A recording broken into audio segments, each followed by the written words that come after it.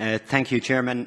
In relation to the same matter, and you mentioned bringing it up at the coordinators' meeting, I'd hope maybe that we get a chance to do that before Thursday, because, as Ms McGuinness is after saying, myself and all the MEPs from our area have spent the weekend out visiting these farms, and the idea that we'd have to go back to them and say, well, we might have news on Thursday. We need something done rapidly. I was out with a 19-year-old farmer who is about to lose 90% of his crop, costing him €110,000.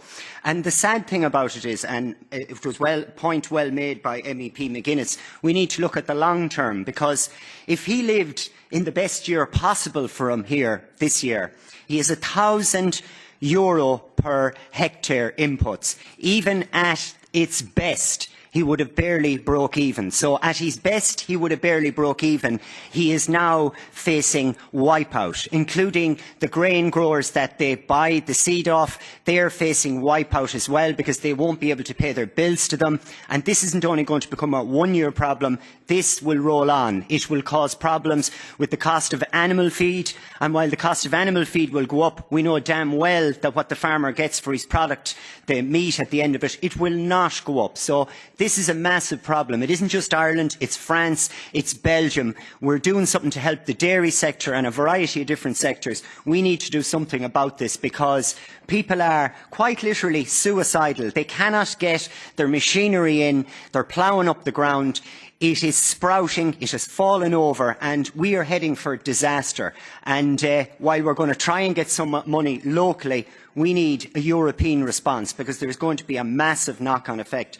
And I'm glad Ms McGuinness brought it up, because she's been here longer than me and is probably more influential than me. So I hope we can do something about it, and maybe we can get some word from the Commission, because waiting till next Thursday, well, I suggest the person who says wait till Thursday, can they ring the people I have to deal with who are at the moment saying, I can't wait till Thursday. We need to find out what's going to happen. This is an emergency. Thank you.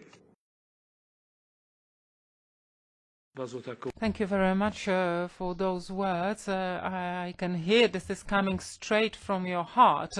But we have certain procedures. Member states have to submit certain information. This information has to be submitted to the European Commission, and data has to be collected in a proper way, and then the scale of the problem has to be assessed. Maybe we could have this information in a written form as a note sent to the Secretariat.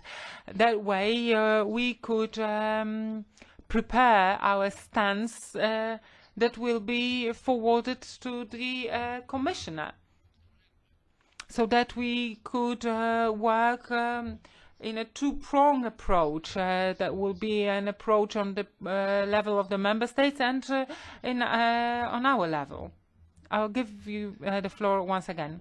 Those details at the moment, apparently they're being put together by an independent agency just to see how many exactly what acreage or hectares are affected and what percentage of that is going to be lost. And ideally by next Thursday that information might be available. We'll try and provide that.